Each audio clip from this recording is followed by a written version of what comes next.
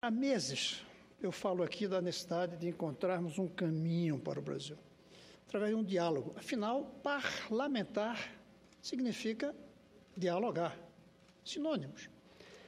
Mas eu ouvi o seu discurso, que foi muito generoso em função de um artigo meu que trata esse assunto, discurso do senador Cássio, discurso do Jorge Viana, e eu acho que eu não tenho o direito de não tocar nesse assunto, sobre o qual o senador Taíde já veio falando já há algum tempo. Eu havia considerado não mais tocar nisso, pela quantidade de incompreensões que eu consegui. Porque cada vez que você fala em diálogo, os que defendem a presidente Dilma dizem que é golpismo. E os que são contra dizem que é para protegê-la. É impressionante como esse fla-flu impede raciocinar hoje no Brasil, politicamente. Você tem que estar de um lado ou do outro e não do lado do Brasil. E, de fato, ao pensar só na ótica de um partido, você não está na ótica do Brasil, porque você está pensando na próxima eleição, e o Brasil vai durar séculos. Então, eu estava achando que não era tempo mais de falar disso, pela incompreensão de quase todos. Mas hoje os três discursos, todos os três acenaram na direção de que é preciso caminhar na direção de um diálogo. Alguns têm uma condição, outros têm outra condição, uns querem dar um jeito, alguns acreditam mais do que outros, mas começa a haver a ideia. Para mim, é óbvio que nós precisamos fazer isso desde muito tempo atrás. Quando terminou a eleição, senhor Taíde, 3 fatos mostravam que a presidente Dilma teria muita dificuldade de governar. Primeiro, os desajustes que ela criou, e que eu fui um dos que denunciou aqui. Fico feliz de ver o senhor se lembrar daquele texto, assim, um livrinho, chamado A Economia Está Bem, mas Não Vai Bem, 2011. Porque dava para prever os problemas que estavam vindo. Primeiro, os desajustes. O segundo, eu vou usar a palavra forte, mas acho que tem que ser essas mentiras na campanha, tanto contra os adversários, quanto nas promessas. Qualquer pessoa que pensasse um pouquinho saberia que isso ia cobrar um preço muito alto. O presidente Dilma teve a má sorte de ter uma figura até que eu gosto, chamado Manteiga, cuidando dos desajustes, e um chamado João Santana, cuidando das mentiras. Era claro que ela ia ter dificuldade. E terceiro, a explosão do assunto da corrupção. A Lava Jato. Lava Jato. É óbvio que esses três fatos levariam à necessidade de que a presidente, que acabou de ser eleita, que tinha 4 anos de mandato e que ganhou a eleição, e com alguns milhões de votos a mais que o segundo, no qual eu votei, ia precisar de fazer um diálogo.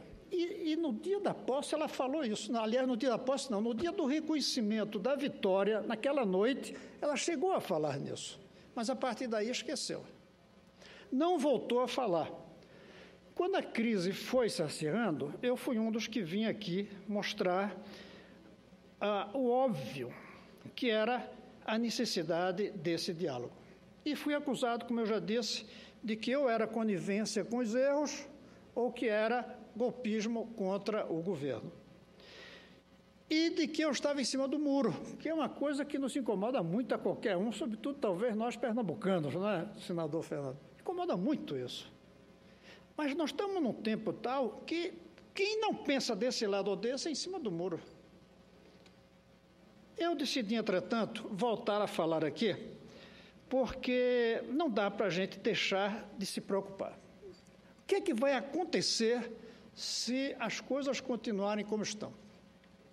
Veja como é perigoso. Vai ser muito difícil a presidente Dilma ter capacidade de governabilidade por mais 3 anos e meio. O próprio desempenho dela nos últimos meses, a perda de apoio dela aqui nessa casa, no Congresso, em todos os partidos, a dificuldade até quando ela tem para passar mensagem das coisas que faz, a situação de um ajuste que vai contra, aparentemente, a maneira que ela pensa. Dá a impressão que ela faz descontente esse ajuste. E aí repercute na credibilidade. Então, haverá uma dificuldade muito grande. Agora, daí a dizer, logo, como vai ter dificuldade, vamos interromper o mandato dela. Pensemos um pouco.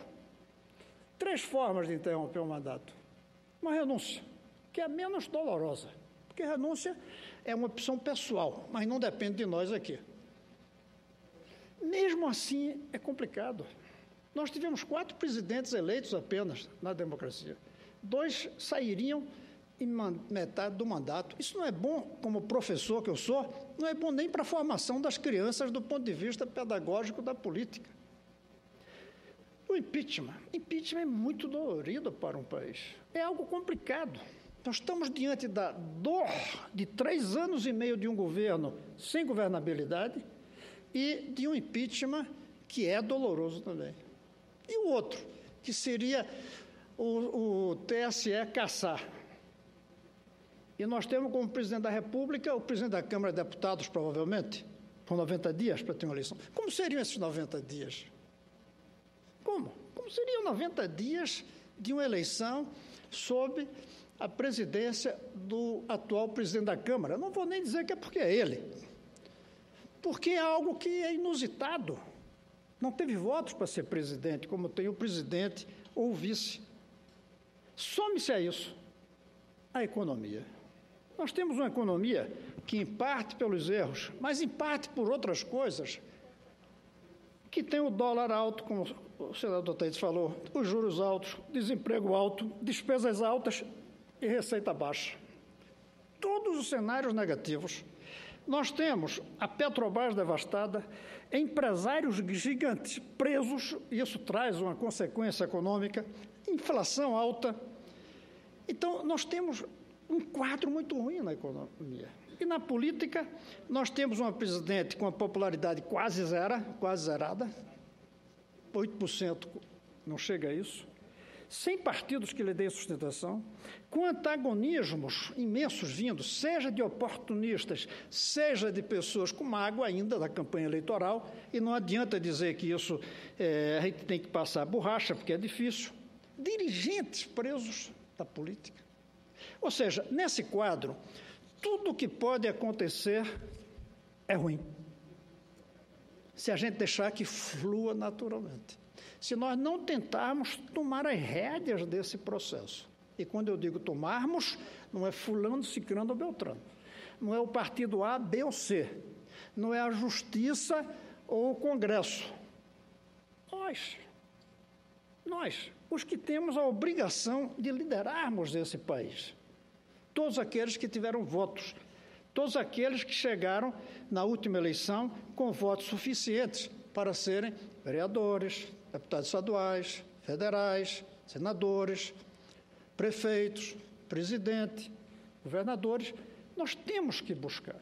Se nós não buscarmos definir um rumo, que não seja o rumo natural das coisas seguirem soltas, nós não estamos à altura do momento, que é o título do artigo que o senhor se referiu.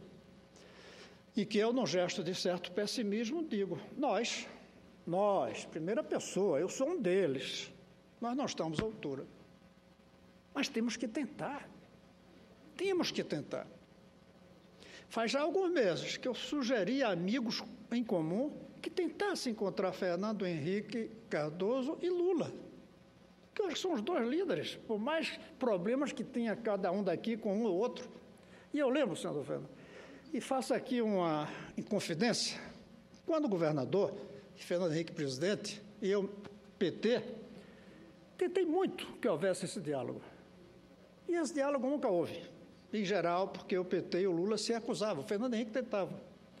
Depois da eleição de 98, eu derrotado para a reeleição, Fernando Henrique reeleito, Lula derrotado, ele me liga, Fernando Henrique, uma noite, em novembro, e diz, soube que o Lula está na cidade. Você não consegue trazê-lo aqui? Eu liguei para o Lula, no primeiro momento ele não quis, pouco depois ele aceitou, e fomos. 10, 11 horas da noite. E vou dar um detalhe aqui que tem um simbolismo interessante. Primeiro, eu não sabia que aquele Palácio da Alvorada é quase todo vazio. O presidente mora num apartamento pequeno, simples. E o Fernando Henrique, ele abriu a porta do apartamento e disse para o Lula, eu presente, venha Lula, conhecer o lugar onde você vai morar um dia. Lula acabava de perder a terceira. Todo mundo já dizia que estava morto politicamente, que o candidato a presidente ia ser Zé Disseu, ou eu até falava, votasse o Genro na eleição de 2002. E o Fernando Henrique teve esse gesto. Vinha conhecer. E até nos mostrou. E depois ficamos até de madrugada, conversando. Mas não avançou. Ali poderia ter surgido algum tipo de entrosamento. Não é conluio, não é troca de favores, não, é combinação do que interessa para o país. Não deu. E a partir daí as coisas foram se radicalizando. E talvez o momento mais grave de radicalismo foi nessa última eleição. Talvez o mais grave. Que as coisas se estraçalharam quase. Mas é nesse momento que a gente tem que ver quem são os grandes estadistas que são capazes de levar adiante o diálogo. E aí dizem, mas eu não confio. Gente, se você confia muito, você não dialoga, você casa. Na política, você dialoga é até com quem você não confia. Ou vocês acham que Nixon, quando foi à China, confiava em Mao Tse-tung?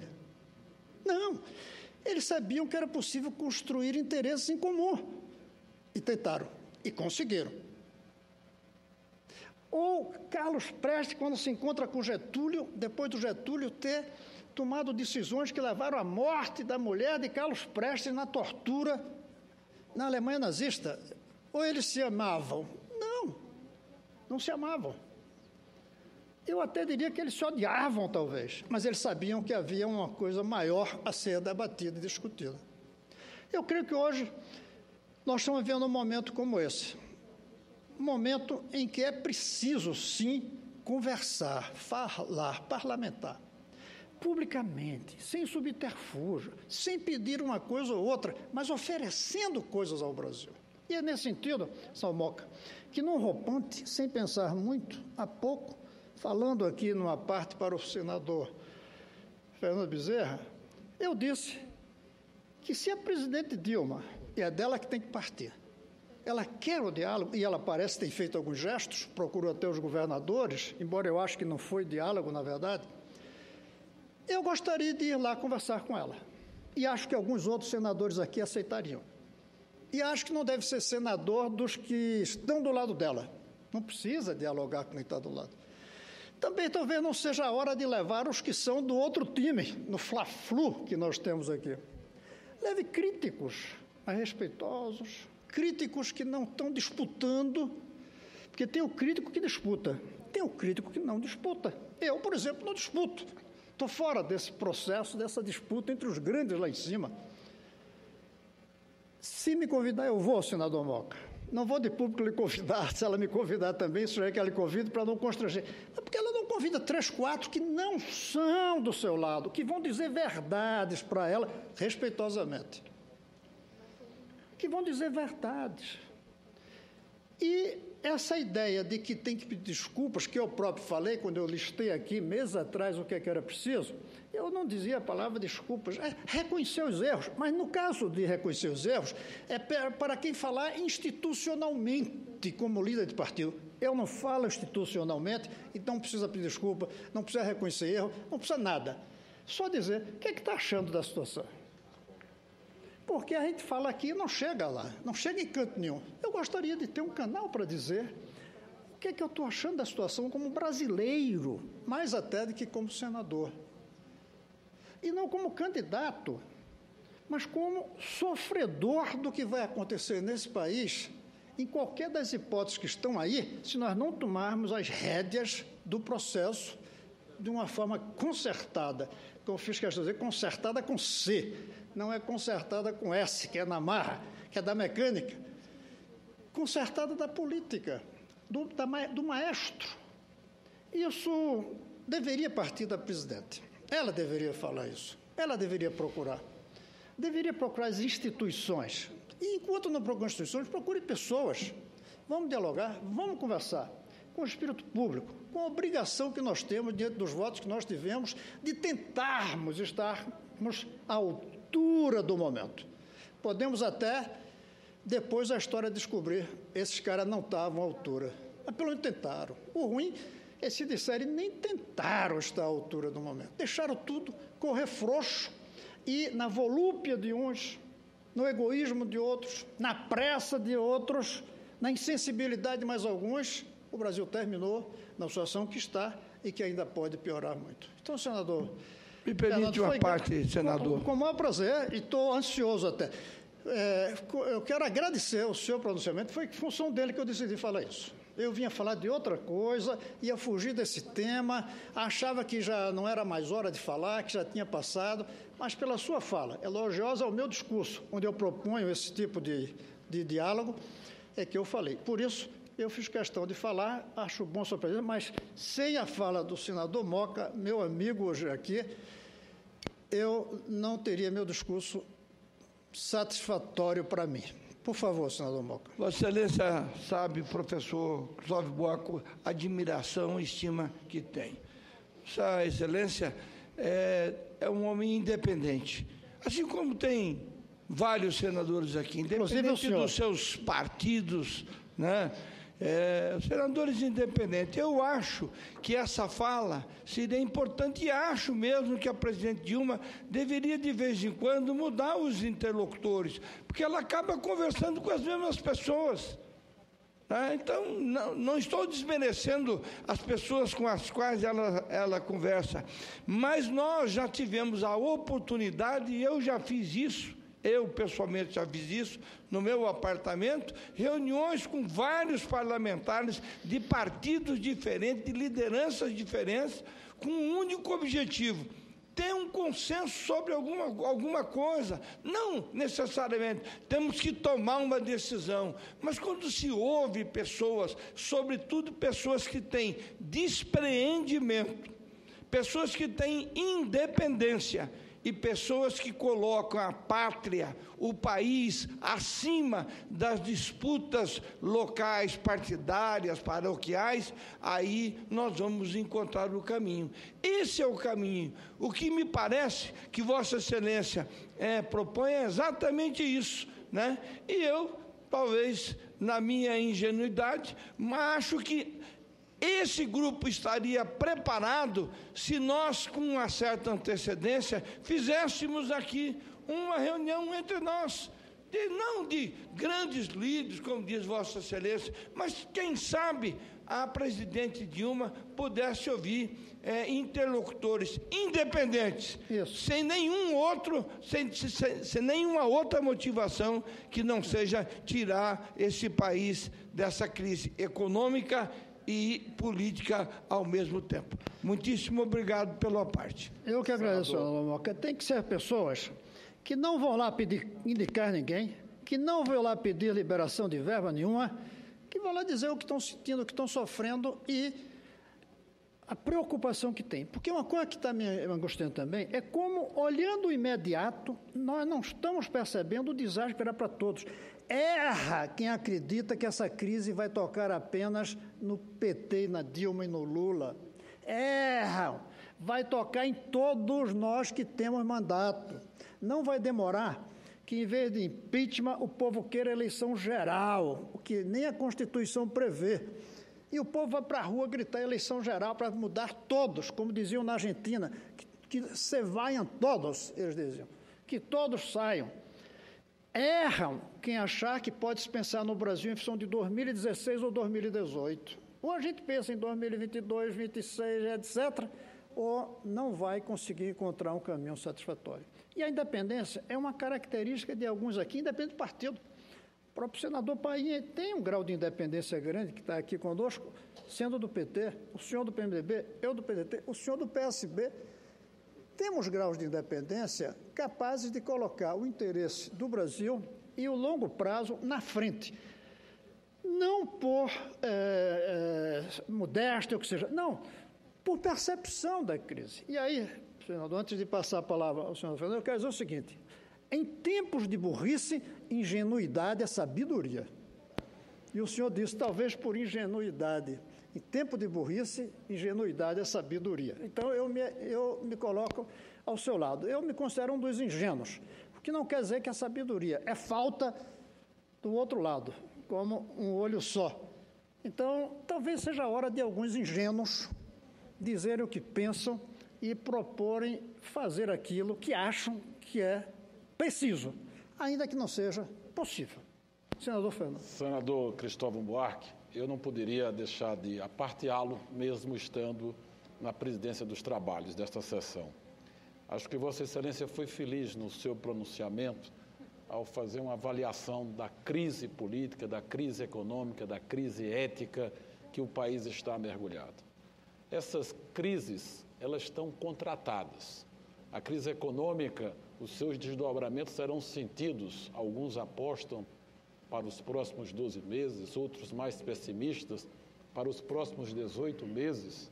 A crise ética, as instituições estão funcionando, a Procuradoria-Geral da República, a Polícia Federal, a Justiça Federal, e ela tem que ir até o final para, de fato, passar todo o Brasil a limpo.